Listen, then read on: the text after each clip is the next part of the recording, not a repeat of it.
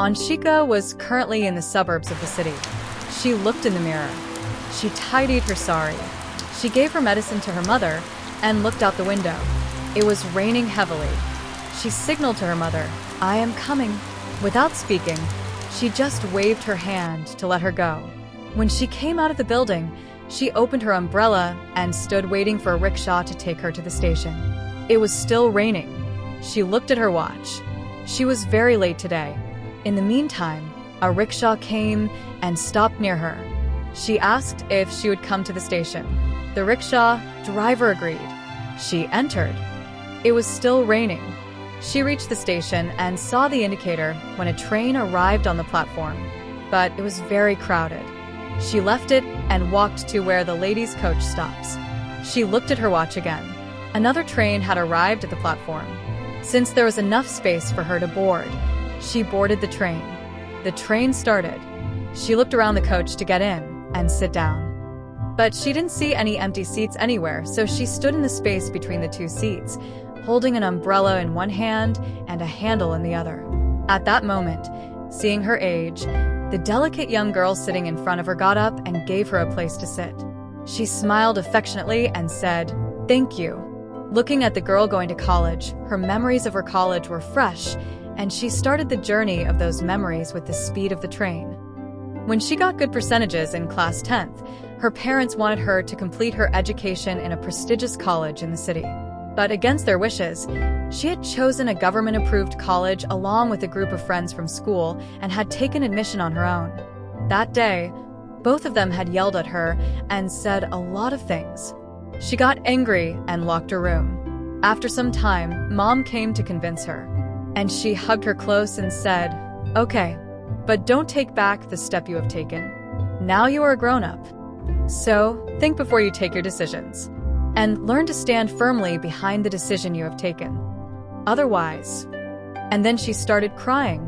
Did she know that because for the last 5-6 years, her mommy-dad relationship had been plagued by suspicion? Due to this, there were arguments between the two at home. In that, when she went against their wishes and took admission, Dad did not hesitate to blame Mommy. After this incident, she started spending more time with her college friends and did not pay much attention to their relationship. In that, her junior year of college was over and she took the morning session for her degree. She had also decided that on her own. The friends of the college group were telling her no. No. But she did not listen to anyone. 1 or 2 new friends had joined the old college group, and its number had increased. But he was the only one who came to her morning session. When she first saw him, a sense of belongingness was awakened in her mind, and she was trying to befriend him, talk to him, and communicate with him. Not wanting to wait, she decided to ask for notes one day to talk to him. While taking notes, she looked at his physique. Dark blue shirt, gray-colored pants, both sleeves of the shirt folded up to the wrist. Seeing his chest, he must have been going to the gym regularly. For a moment, she thought of putting her head on him and becoming one with him. But keeping his appearance in her mind, she dismissed it as an idea at that moment. Later, the friendship between the two grew. She sometimes took him to play with the children of the orphanage during recess. Just then, the coach was crowded, and she pulled her head out of her memory journey to pay attention to it. She realized that the city was getting more crowded. The situation when she was in college was very different from now. The train started, water was coming in through the window due to the rain. She turned her head towards it. The train slowly picked up speed. So while the outside view was moving fast, her attention went to the tea glasses in the stall at the railway station. Just then, the woman sitting near the window closed it, but the sweet smell of the tea glasses with those tea glasses started to fill her mind. In winter, it was very cold when I came to college in the morning session. Wearing a sweater did not help this cold. When I came to the classroom, I felt good. During the recess, the children would go down somewhere and freshen up. Their faces would have a nice enthusiasm in the bitter cold. So, he once took her to a tea stall in the back alley of the orphanage school building college. What? It was delicious tea. Its taste was still lingering on her tongue. After that, both of them would go to drink tea together every day.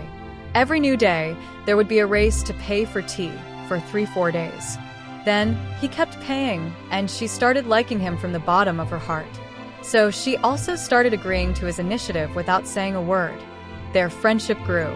As the first year passed, the concept of love was born in her mind, and she was trying to tie him to it. It was as if he knew this in her mind but was not bringing it to her lips. The fragrance of the love blooming between them had started spreading in all the groups. Today was Sari and Taide in college. She came to college after evening makeup. She was looking for him to meet him. She wanted to give him a clue of her love, so that he would take the initiative to propose to her. She saw him in the group on the college campus and came and stood by his side. On the college campus, some of the group started making fun of him by saying, "Congratulations." She could see the surprised expression on his face. Then everyone burst out laughing.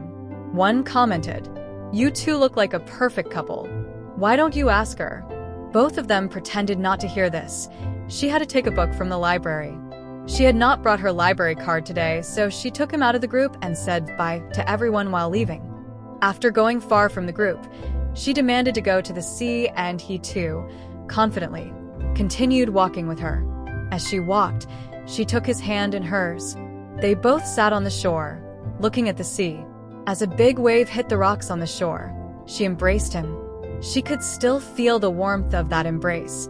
The college days went by like time, and both of them were flowing in love. After completing his college education, he was looking for a job. He was trying, but he was not getting any success, and then she came to know about his mother's death. He had completely collapsed. Now he was the only responsible person in the house, and the responsibility of his 2 younger sisters was on him. With his mother's departure, he felt like he was finished. In this difficult situation, she decided to go and meet him and be his companion. But the night before leaving, her mother and father had a big fight. Their relationship had become suspicious, and it was beyond recovery. Therefore, father decided to live separately, and he left home. That night, she spent trying to convince her mother and stop the flow of tears. Then somewhere she saw that it was 4.00, and she woke up to the sound of the alarm. She got ready. Sadness had settled in her mind at night. There were questions in her mind, questions. Now her mother had no support except her. So she met him only once, and then to get away from him, she changed her phone number. After that, the house where she and her mother lived, that house was in her father's name, and he was now seeking divorce. Mother took legal action and arranged for both of their lives from him, and they left her father's house and came to live in the suburbs outside the city. After that, he came back into her life as a CEO, and she felt like her life had blossomed again. Just then, an announcement in the coach reached her ears. She had reached the station. The train stopped. Making her way through the crowd, she left the station and started walking towards the coffee shop in front.